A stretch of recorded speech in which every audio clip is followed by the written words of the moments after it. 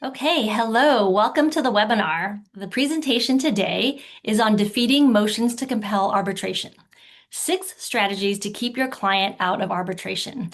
I am Mekon Shelton. I'm a mediator with ADR Services, and I'm also the programs chair of the BHBA's Employment Law section. And today I'm so delighted to introduce our speaker, Valerie McGinty. Valerie is the founder of the law office of Valerie T. McGinty, where she represents plaintiffs on appeal with a focus on affirming plaintiffs' verdicts and overturning summary judgments. She's been recognized for both her legal work and her service to organizations such as the Consumer Attorneys of California, and is a past chair of the CAOC's Women's Caucus and served on its executive committee. Valerie represented the Consumer Attorneys of California and the California employment lawyers as amici parties in the California Supreme Court decision, Sonic Calabasas versus Moreno. We're so fortunate to have her here presenting to us, and with that, I will turn it over to Valerie.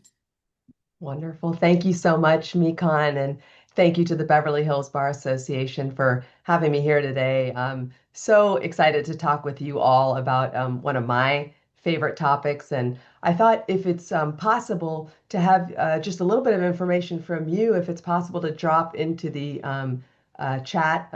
Susie, you're going to tell me if this is not permissible, but I would love to know just your area of practice and also if you've already opposed a motion to compel arbitration. I'll just kind of keep an eye on that, but I'll answer those questions for me, for you right now. I'm a certified appellate specialist. As Mekon mentioned, I represent plaintiffs on appeal, and I've really seen this issue come up in so many different contexts. It's incredible to me how much it arises. And in particular, I've handled it in elder abuse cases, in consumer cases, and of course, employment cases. And so when I report locally, I'm up here in the Bay Area. When I make my monthly report to one of my trial lawyer associations up here, I find that arbitration is one of the topics that I report on most commonly just because it has such a wide application. Um, and so with that, I'll jump right into the material. And I'm just going to make sure that I've got my eye here. I see here, okay, thank you so much. I see some of this, some of the comments here. And I'm going to jump right into sharing my presentation with you. So make sure that you let me know or let us know if you're not able to see. I'm going to share my screen right now so you can see the presentation coming up. And that should be coming up here just momentarily. Um, okay, and then I'm just going to switch over these display settings here. And Susie, can you let me know if there's anything that needs to be adjusted? Looks Um, perfect. okay, great. Thank you so much. And, um, I think it's so important to understand what your why is, when you're doing anything in life, and particularly when you're trying to work on opposing a motion to compel arbitration. For me, thinking about my role and one of the reasons why I became a lawyer, thinking about the importance of upholding the Constitution and our right to a jury trial is something that really gets me going. We're all, of course, vanguards of the Constitution, doing our best to uphold the law and to represent our clients in that regard.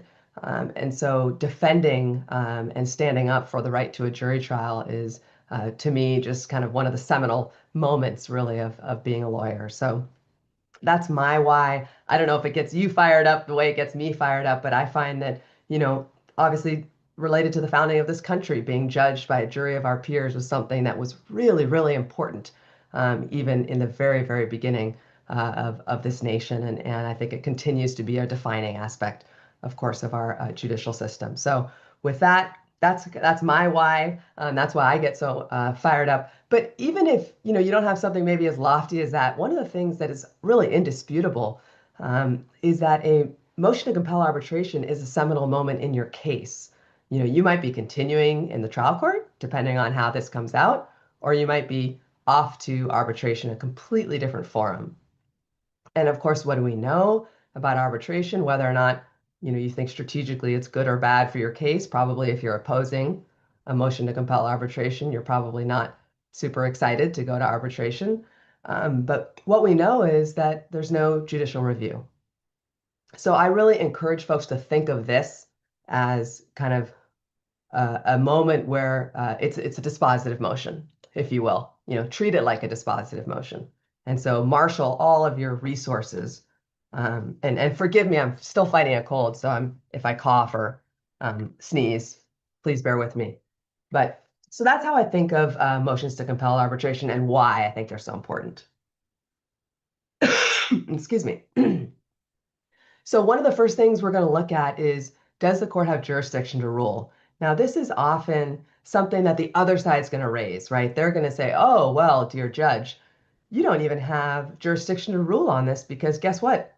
In the agreement, we already delegated the arbitrability of this to the arbitrator. So this is going to be, what's called one of the threshold issues, if you will.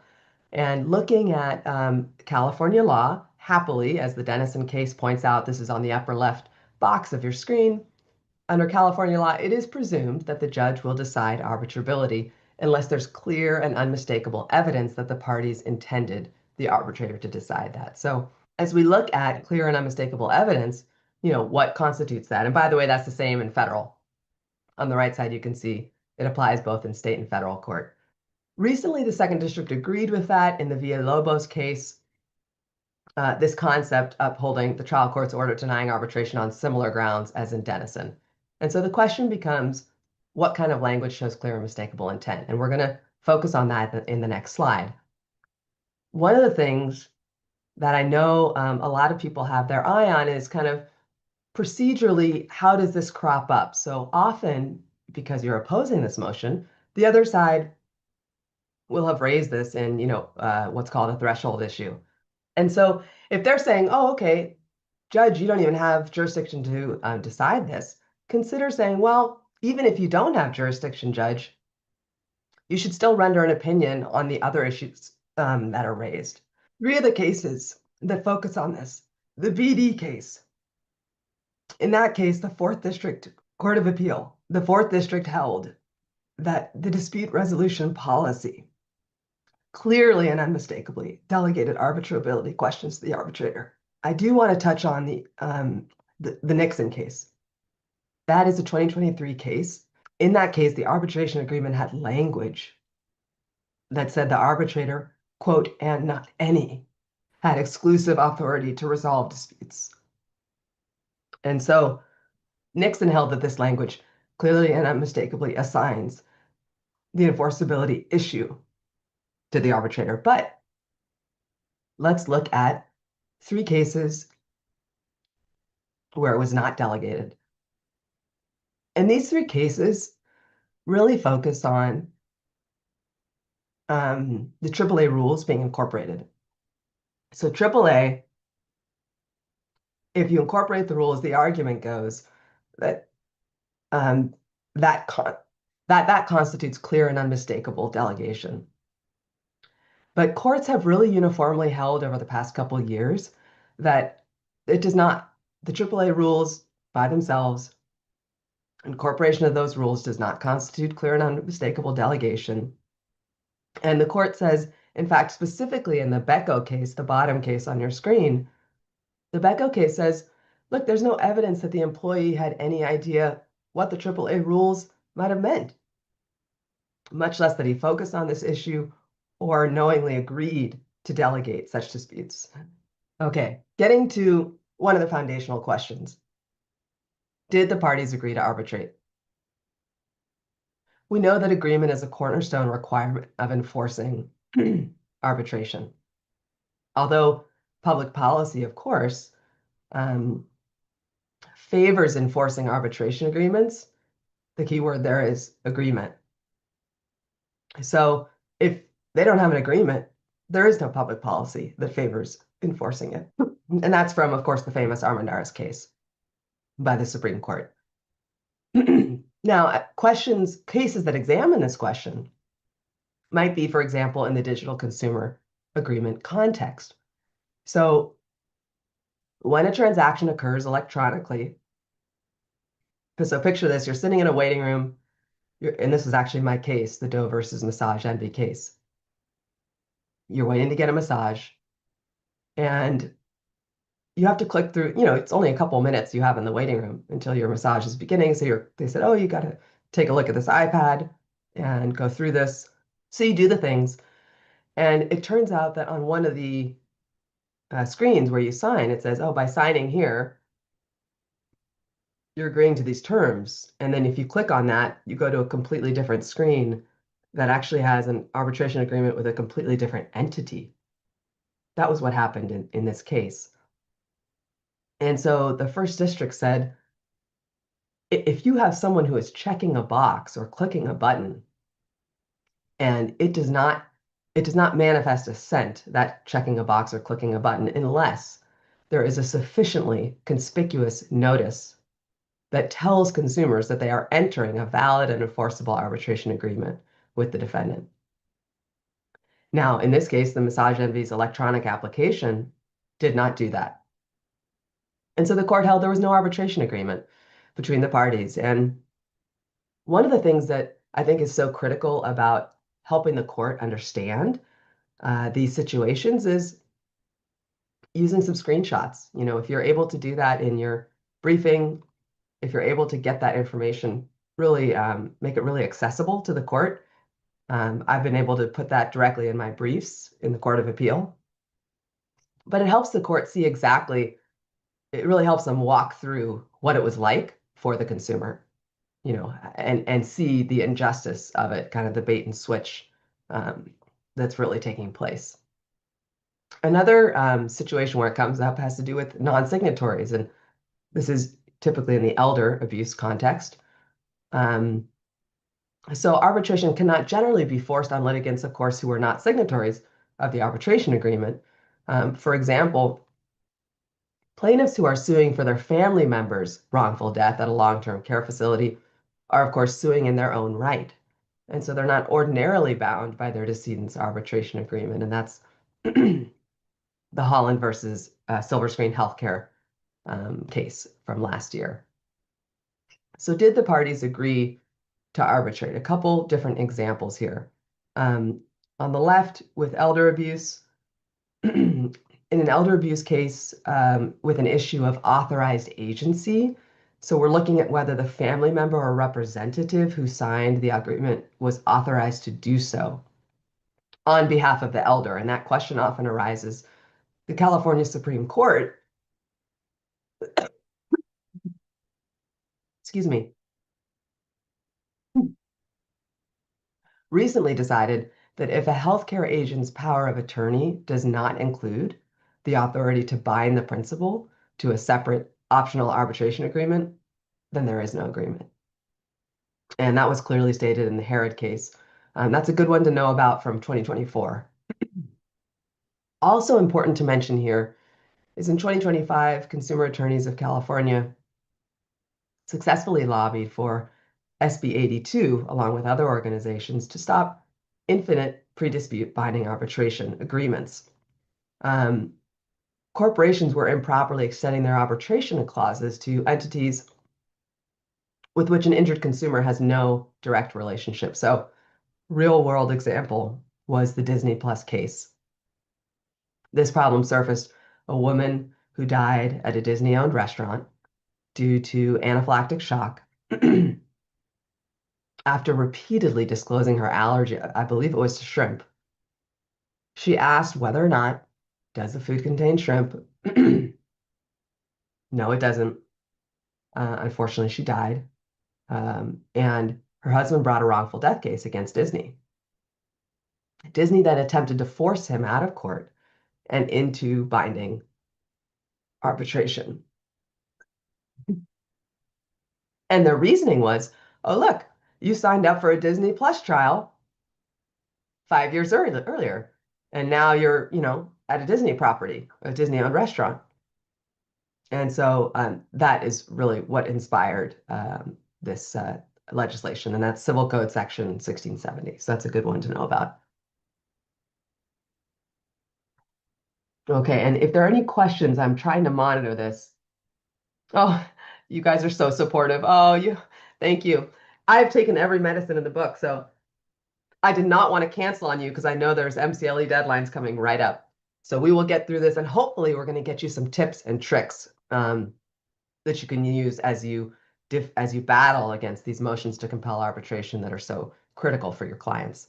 Um, so another strategy, and if you do have questions, please do put them right in the chat. I think I'm monitoring it, but I know Susie's going to help me if I miss anything.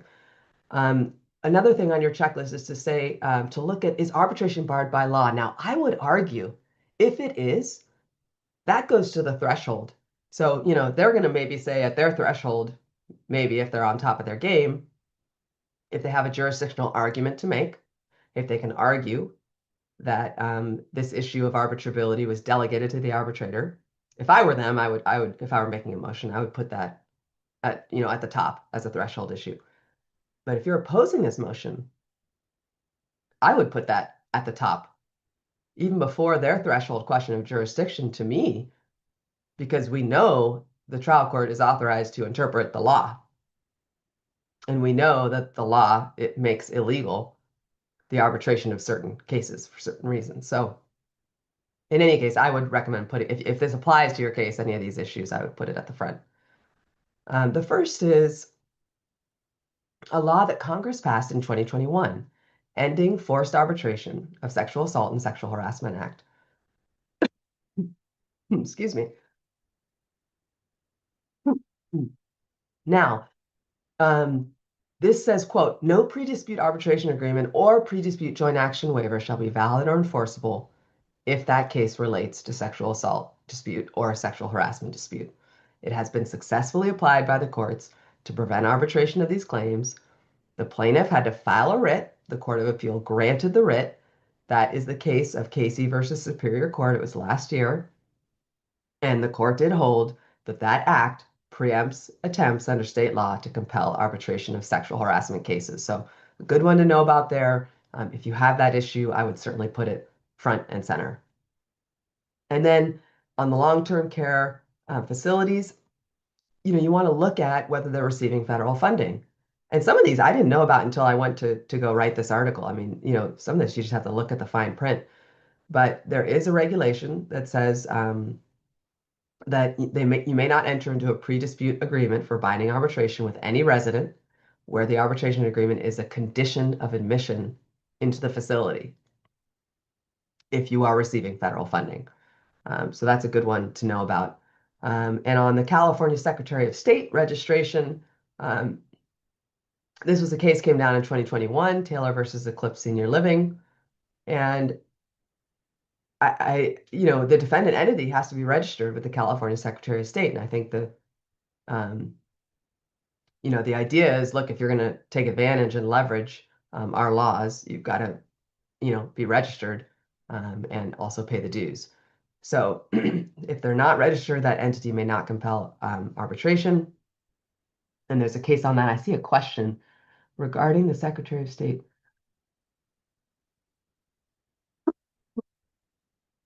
You know what? That's a good question. Would that be curable? I'm not remembering in the Taylor case whether that issue was addressed. But it strikes me that there's a published case on it that they weren't able to, maybe they didn't think of it. I have to think they would have thought of it. So it makes me think that it's not, but I don't know for sure. And that's a good question worth looking at. So moving on to the next slide, if an agreement exists. So let's say, okay, we've got an agreement. Now the question is it enforceable? And this I would say is one of the most fertile areas to stop the enforcement of an arbitration agreement. I really call this the Armendariz Roadmap. Our Supreme Court gave us a gift in 2000 with the Armendariz case, which really enunciated this two-part sliding scale test. And the two prongs are, the first, of course, is procedural unconscionability and addressing the circumstances and the manner in which the agreement arose. And then, of course, you've got substantive unconscionability. And there you're looking for terms of the agreement. Are they themselves unfair, or do they lack mutuality? And that is one of the court's favorite areas to look at when you want to show that an agreement is substantively unconscionable, is to show that it is non-mutual. So with that,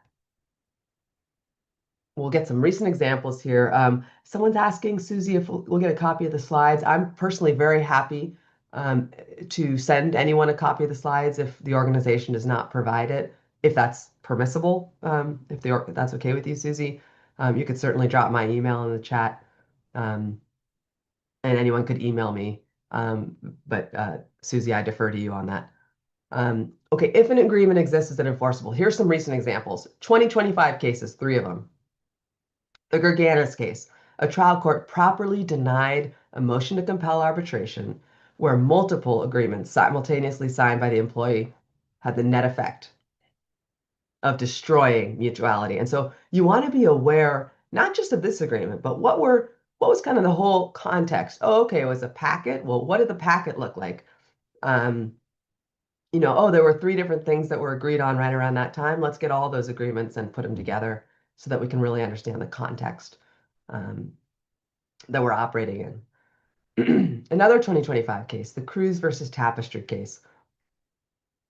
Here, the second district held that a gray text on off-white checkout webpage had a bunch of other distracting elements on it, and that was insufficient to alert a reasonably prudent internet customer that purchasing that website's products would bind them to the terms of use. And that Cruz case upheld the denial of arbitration on that ground. Now, the Sanchez case is another 2025 one. Here, an arbitration agreement was held unconscionable and thus unenforceable, where it contained oppressive terms, prohibitively high fees, and a language the plaintiff did not speak. So one procedural tip as you're looking at these is considering a declaration, of course, from your client. You want to understand from your client, not just what were the other agreements signed, what was the circumstances? Were there language barriers? Were they rushed or pressured to sign? And consider having your client really, weigh in on that, because not only can that be very powerful, of course, but remember, that's evidence you cannot get that in the Court of Appeal. I'm always wanting to make sure people really understand this front and center. We need to get all the details and the juicy tidbits right in there in the record in the trial court, because I can't do anything with that in the Court of Appeal if it wasn't in the record in the trial court. So we want to make sure that we get all those goodies in. Excuse me. Okay, now we're going to break it down on the 2 prongs. So cases focusing on procedural unconscionability. So this is really looking at what are the circumstances and in what way did, of course, the more powerful party impose their will to get this agreement signed so that it really wasn't the product of a knowing and voluntary agreement. So on the left side, we got the Odo case. It's a 2019 case. In this case, the court held there was an unusually high degree of procedural unconscionability. And of course, we know, I forgot to mention, but I'm sure it sounds like you're all quite experienced from what I've been scanning here. We're dealing with a sliding scale. So the more procedural unconscionability we have, the less substantive unconscionability we need to show in order to defeat this motion to compel arbitration, and likewise. So the more substantive unconscionability that we're able to show, the less procedural unconscionability we need to show. So with that, we want to keep in mind the sliding scale as we go forward. So it's wonderful when you get a court and authority that you can point to that says, hey, when I tick off these boxes, dear judge, that means this evidence and everything that I've got that lines up on all fours, that equals a high degree of procedural unconscionability, so that the judge feels comfortable. You don't need to maybe go to such ends on the substantive unconscionability side if you've really lined up with other cases that show that you really do have a high degree of procedural unconscionability, for example, and of course, vice versa. So here in the Odo case, for example, it talked about a human resources employee who approached the workstation, standing over him, waiting while he was signing the documents. The employee had no opportunity to read or understand. Of course, the documents were in extremely small font with legal jargon. Of course, there was also a language issue. First language was Chinese for the employee. Of course, there was no Chinese translation. The court said, look, the document itself and the manner of its presentation did not promote voluntary or informed agreement to its terms. And so this is where you can really get the court in touch with what the experience was like for your client. The middle case here, the Hayden case. Hayden versus Elegance at Dublin. 2023, the First District Court of Appeal found, again, quote, high procedural unconscionability based on both oppression and surprise elements. This was in the context of an elder abuse case dealing with an elderly resident. And the elderly resident ends up signing this agreement without adequate explanation or an opportunity for review. So again, that was a good example, a case that's showing procedural unconscionability and focused on that element of the analysis. And last, I just want to highlight the Hasty case, another 2023 case. Here it was the Third District Court of Appeal, again finding a high degree of procedural unconscionability, where an employment arbitration agreement was presented as a contract of adhesion with significant surprise elements. And the court's focused on the adhesive nature of the agreement. Again, this is just an agreement that's presented on a take it or leave it basis, which is almost always the case in all the agreements that I've seen in litigation that you're probably going to be dealing with as well. And then also they're looking at, how is the physical presentation of it? It's dense formatting, it's small font, complex legal jargon, makes it difficult to understand. So it tends to hide or obfuscate, what is it that the person's really agreeing to? And why is that? Because they don't want someone to really know because, they want them to just sign it. So, pardon me, those are good examples of cases that you want to have very recent in your back pocket on procedural unconscionability. Okay, moving to substantive unconscionability. The Ollie versus Daylight case, 2020. This is jam-packed with goodies. This 2020 case, the First District Court of Appeal, just goes to town and highlights a bunch of specifically substantively unconscionable terms that rendered an arbitration agreement unenforceable.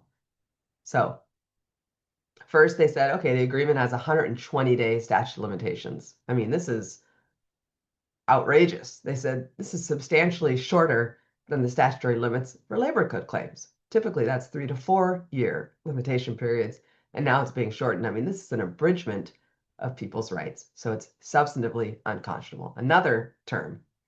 Second, they said, the agreement required parties to split the cost of arbitration. And they said, look, going back to Armendariz, this has always been frowned upon because a cost greater than the filing fees associated with litigation deters claims. And that requires employers to bear, Armendariz requires employers to bear most arbitration costs to avoid effectively blocking employees' access. So that was another bad one. Third, the court also identified that the agreement contained a one-sided provisional remedy that permits the employer to seek a remedy from the court, but precludes plaintiffs from equivalent access. So therefore, it's non-mutual, it's unfairly asymmetric, and it favors the employer. Great case there, that Ollie versus Daylight Transport. In 2022, Mills versus Facility came down, and here the Second District Court of Appeal is looking again at multiple substantively unconscionable provisions, including provisions barring reallocation of administrative costs, requiring employees to pay arbitrators' costs on appeal, and asymmetric attorney fee shifting provisions favoring the employer, as well as, of course, discovery limitations that undermined employees' ability to pursue statutory claims. And that is a good one to know about because there's a whole nother thread of cases, and you're probably aware if you do employment cases, and I handle employment cases at my appeals as well, and you see, excuse me, that courts are absolutely concerned, in particular with employment cases, about discovery rights. And why is that? Because when you file an employment claim, the person who is the defendant has all the evidence, right? They have your employee file. They employ most of the witnesses.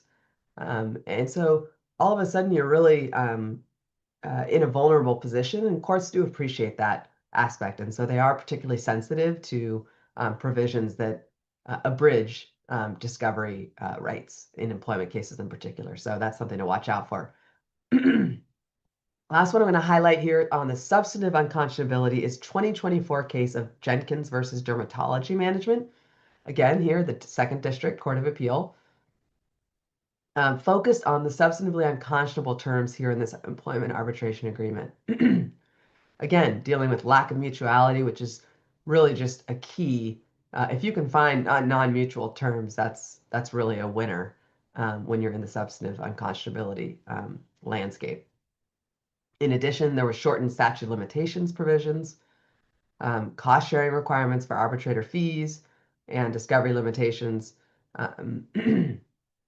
including a provision that limited employees' ability to obtain necessary evidence while not imposing similar restrictions on employers. So again, we see this unfairness, and courts don't like that. So that was really powerful in the Jenkins case. Okay, this is, again, getting back to that basic bedrock principle that you can only be compelled to arbitrate something you've agreed to arbitrate. So maybe the claim itself is really outside the scope of the agreement. And that's something to look at. In particular, pardon me, in particular, when you're dealing with an assault case. An assault of any kind is a good assault and fraud, and that's there on the lower left. But those are good. You want to kind of have your antlers up and your radar on if you've got those kinds of cases, because it may well be that there's a strong argument that the arbitration agreement, even if there was a valid agreement, it doesn't apply to your claims. So, for example, with the Ahern case and, of course, Victoria versus Superior Court, in the Victoria case, the Supreme Court ruled that a plaintiff who was a hospital patient alleged that she was assaulted by a hospital orderly, and the denial of arbitration was upheld. They said, look, this attack could not have been contemplated by either party, and so it's difficult to conclude that the parties agreed that causes of action arising from such an attack would be within the scope of an arbitration clause, that's about patient care. So those are good to have in your back pocket, and courts have to look at, again, that's back to this public policy of enforcing arbitration agreements doesn't apply if you actually didn't agree to arbitrate the dispute. And so if it's outside the scope of the agreement, then you didn't agree to arbitrate it. So that's another angle to take. One thing I want to share with all of you, two things to look at on did the party requesting arbitration fail to pay, or did they waive their right to arbitrate? As we think about showing, and there's some recent, obviously statutes, and we're going to go through this, but there is conduct that you can point to, and you want to be really watching, and sometimes you'll see it a mile away. But for the party who's trying to assert the right to arbitration, they've got to be consistent. They've got to follow. And they've got to follow up. They've got to pay the bills.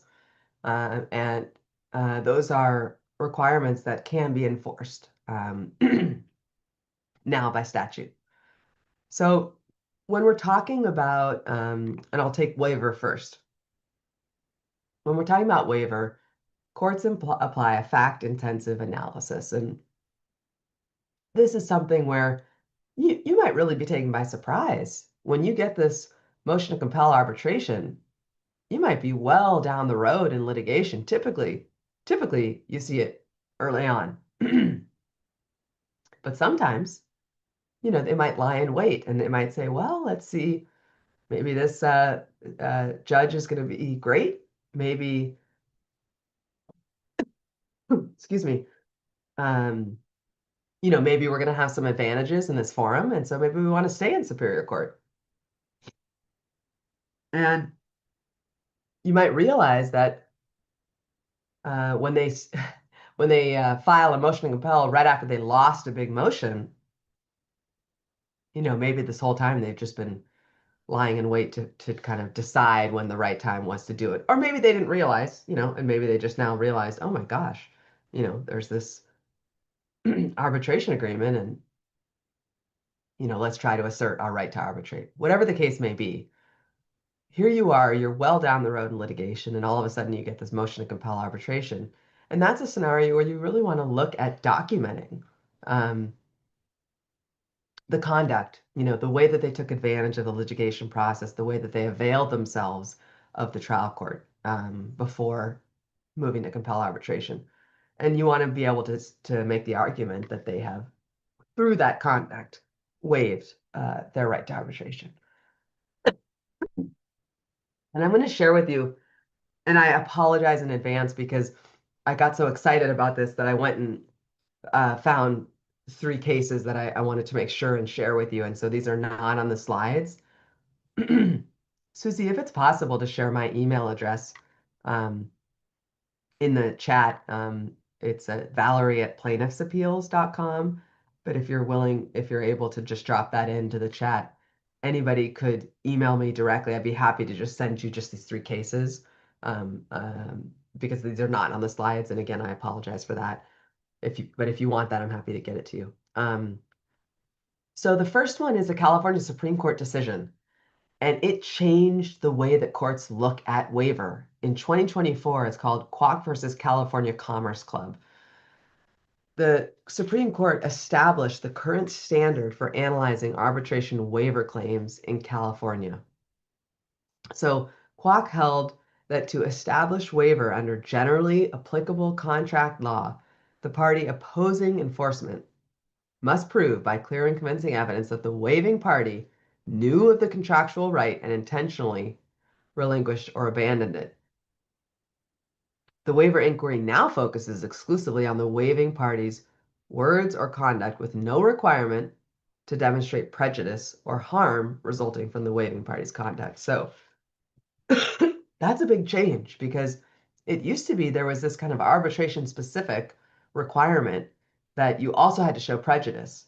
Oh, plaintiff would be prejudiced if we now move because we've done all these things in the trial court and we've gone down this path and whatever the case may be. But now that's not part of the inquiry under Kwok, that 2024 case that I just mentioned. So you want to make sure that they don't try to mislead or just confuse the court with what the standard is.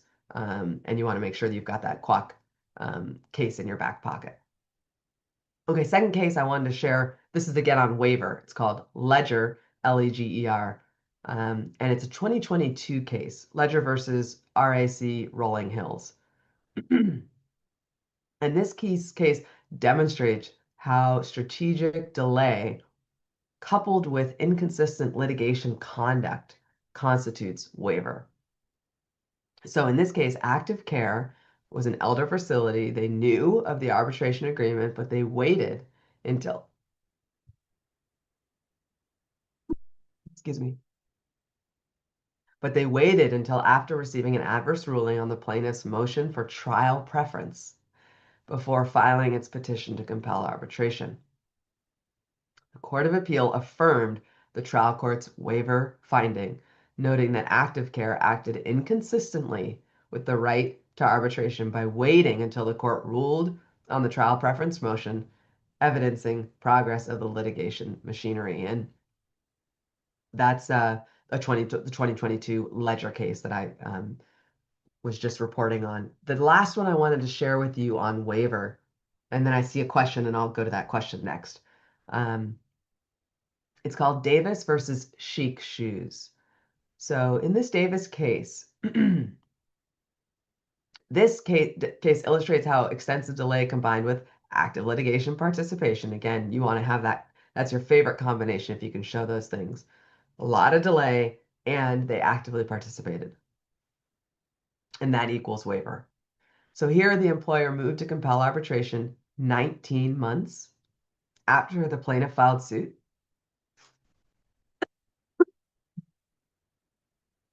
But the trial court denied the motion, finding the employer waived its right by unreasonably delaying its arbitration demand and acting inconsistently with an intent to arbitrate.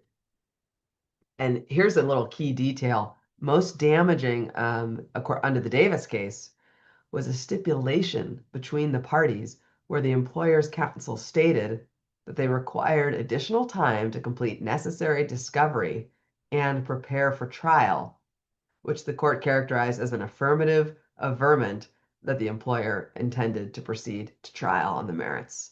So that's another good one to know about Davis versus Chic Shoes. And so again, I'm happy to email those to you. I apologize, those weren't on the slides.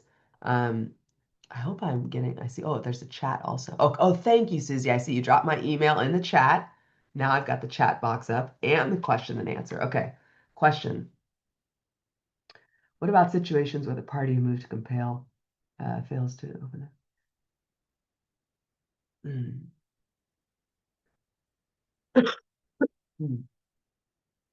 You know that, Elliot, I see your question. The question, I'll read it for the benefit of the group. What about situations where the party who moved to compel fails to open the arbitration with the arbitration tribunal after more than 60 days? And I think there might be, I would look at the statute. I'm going to cover this next, 1281.98, and that might be limited only to situations of non-payment for arbitration, but it might be worded more broadly. I would check that statute, number one. And then number two, I think, you can always go back. So they send you to arbitration, they grant the motion. Now you're in arbitration, and you're sitting around, and it's been more than 60 days, and they are not getting things going. I think you could make an argument. I don't know of a specific case that's addressed that so it might be, you might have to kind of see how you do there. But I have not researched that issue specifically. So anyway, that's a good question, Elliot. I'm going to go to, oh, thank you. And I see Lan's question. I hope I'm not mispronouncing it. It might be Ian, but it looks like Lan to me, or Lan. In a real estate non-disclosure case where only buyer and seller are parties to an arbitration agreement, is waiver an issue if one party proceeds in state court against the other only because the realtors, no parties to the arbitration agreement, are also parties?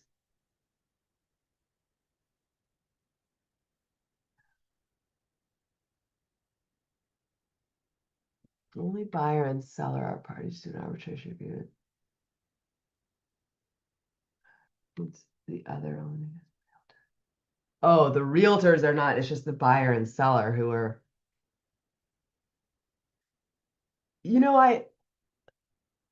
I think you do have to be able to assert. I'm not sure if I catch all the details of your question, Lon, but I do think in order to assert that someone has waived the right to arbitrate, I do think you need to be able to show that that person was a party to the agreement such that they would have, or that under existing law, they would have had at least a colorable right to assert, um, a colorable argument to assert their right to arbitration. So I think that's how you'd have to be able to say that if you're going to argue that they waived it. I hope that helps answer your question. Okay. We're going to move over to the right side of the slide here, failure to pay. Now, this was a pretty recent statute, and it's been interpreted even more recently by the Supreme Court. So, this statute came about sometimes, I mean, as we just saw with one of the questions, you get sent to arbitration, and then there's more and more delay, and then you're thinking, gosh, do I have any recourse here? Um, and even they're not paying the arbitrator and stuff like this. So along comes CCP 1281.98. And under that statute, um, it says, look, if the defendant fails to pay, that, maybe they forfeited the right to arbitration. So there's some cases going back and forth about this.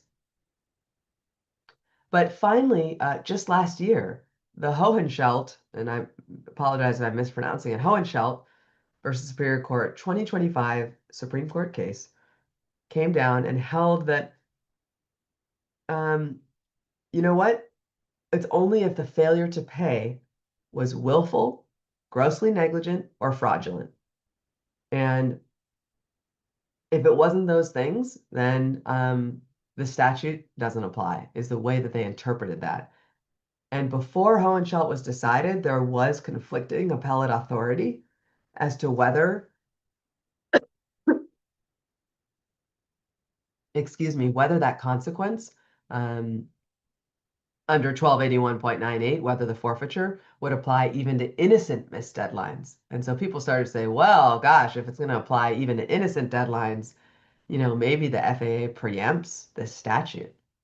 So the Hohenschelt holding was really critical in terms of threading that needle to interpret the statute a little bit more narrowly, and that under that interpretation, it is not preempted by the FAA, is where it stands, at least as of Hohenschelt, the decision that came down last year. So I want to make sure you have access to that. That's been changing a lot just in the past couple of years. So the Hohenschelt decision is hot off the press. I'm going to take us to our next slide. And the thing that you want to do here, of course, if you're not successful in the trial court, is, as always, to evaluate your options to take it upstairs. And I think the thing that people often assume, and it's of course true, is that writs are impossible, and they're close to impossible, but they might still be worth a try. It strikes me that one of the things that courts are aware of, and you can always remind them of this when you file a writ, is that the law is not symmetrical. If we lose in our attempt to oppose a motion to compel, we do not have a right of immediate appeal. But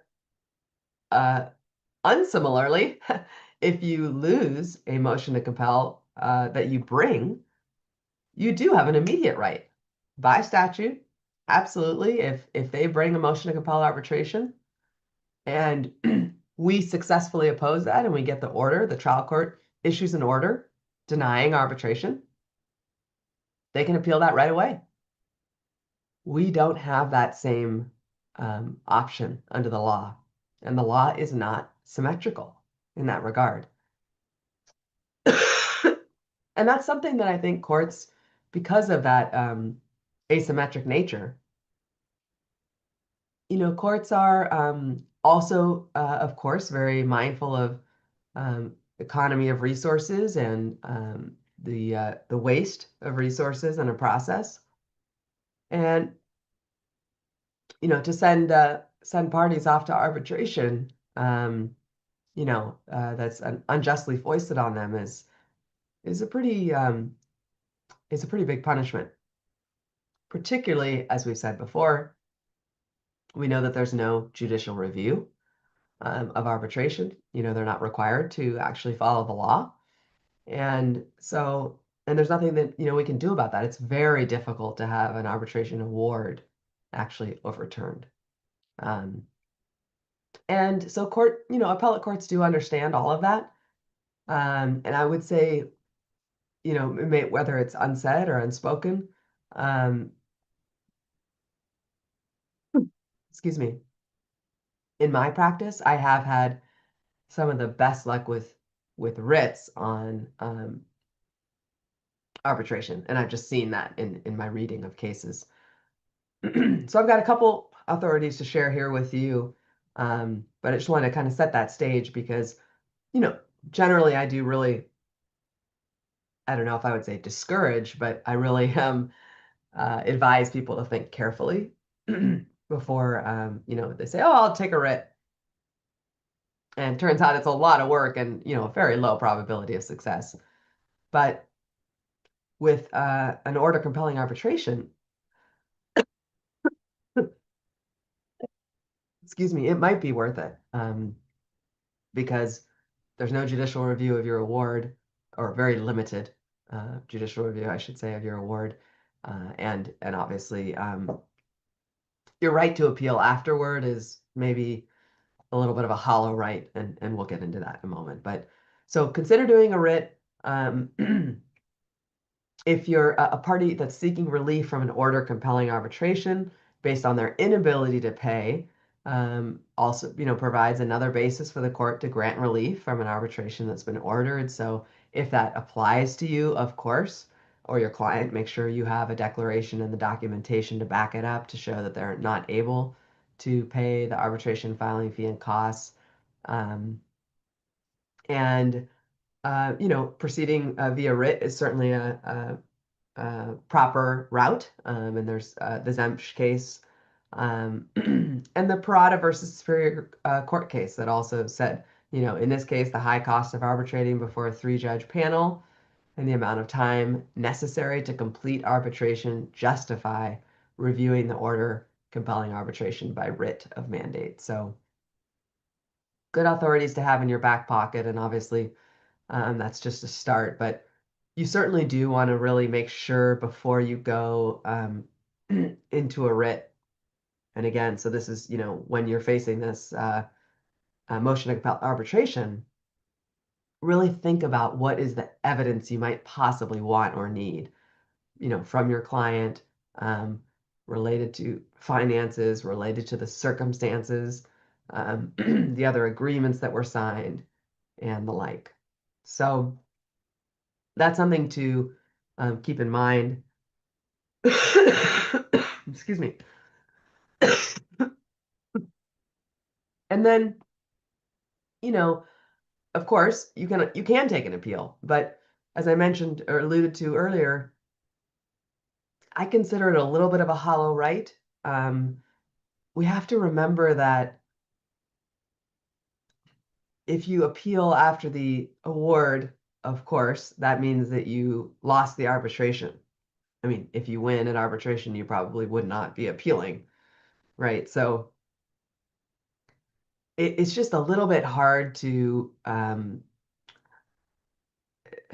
get out from kind of the aroma of, it sounds like, oh, I'm just an unsuccessful party who's moaning about a technicality, I think is the difficulty. And again, that's unspoken, and it's still your right to appeal, but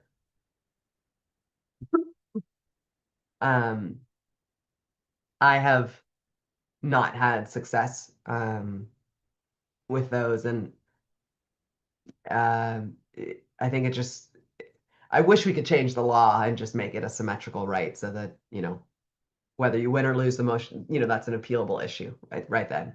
To me, that's the fix. But anyway, I'm not in the legislature, so I'm going to stay in my lane. But I do know that in my practice, I have not had or seen success with that. And I just caution, folks to say, oh, well, it's no problem. I have a right to appeal. I can just appeal it later. Query whether that's worth the effort and expense, obviously, of doing that. I want to address this. Oh, already won a motion for new trial. Oh, great. Wow, that's awesome. Okay, good for you. Okay. Um, okay, last thing, and then I'll let you go. I know it's 1:26 here. We're ending right on time. Is just kind of a recap, thinking about, what are the things you want to do when you're faced with a motion to compel arbitration. So again, obviously, first and foremost, we're going to review that motion. We're going to take a look up and down. What have they argued? What have they not argued? Maybe they missed something. We're not going to help them out, but we want to just understand what are the things that they put forth. And then us knowing the law, we can go through this checklist, of course. And obviously, maybe you have other, resources and other checklists, but this can be incorporated into your own checklist to make sure that you're presenting the very best arguments. And I would argue all of the arguments that apply, that are the best. Obviously, you don't just, make a knee-jerk argument, but where you feel like it's a strong argument based on the facts and the record in your case and the law. Absolutely, I would put that. And part of the reason is, again, even though this has entitled to almost without fail de novo review, well, we don't want to get to the Court of Appeal because we've already seen that that's a tortured path. Unfortunately, when it comes to opposing motions to compel arbitration, you're probably going to be trying to get there by way of a writ and, or else by appeal after the arbitration's already occurred. So we really want to win this and win it now, win it in the trial court. And in my view, the best way to do that is to give the trial court so many formidable hurdles. They have to dismiss argument A and argument B and argument C. They have to explain if they're worth their salt, and most trial judges are, they're going to go through and say, wow, okay, plaintiff's got 5 different arguments as to why this motion to compel should not be granted. And they only have to agree with us on one of them. So I really do encourage folks to go through this checklist. Don't just view it as, oh, they made a motion, I'm just going to respond to their motion. You might have additional arguments, additional reasons. And so I really encourage you to think outside the box, to go through your own process and to not have it be defined by their motion as you mount and articulate all the best possible arguments for your client. And then the last I would leave you with, of course, interview your client. You want to get their story, get it into the record, especially it's got to be there in the trial court. So if it can be of use anywhere else, it's got to be entered as evidence in the trial court. And then scouring that agreement yourself, And I used to challenge myself. There's no agreement that I can't find a problem, with it. And so I think when you look at it with that eye, I think you'll probably find things that perhaps surprise even you. So with that, I know it's 1:29. I'm going to end us on time. Really appreciate your time, and thank you for your patience today as I struggled through with my cold. I hope you found something that was useful and helpful. I love this topic. Again, if you have any other questions, please do feel free to reach out. I know my email's in the chat, Valerie@plaintiffsappeals.com. I wish you the best of luck in defeating all of your motions to compel arbitration, and I'm here if you need. All right, thanks so much. Have a great rest of your afternoon. Bye-bye. This concludes today's presentation. Thank you so much, Valerie, for an excellent presentation, and thank you so much to our audience. Have a great day, everybody.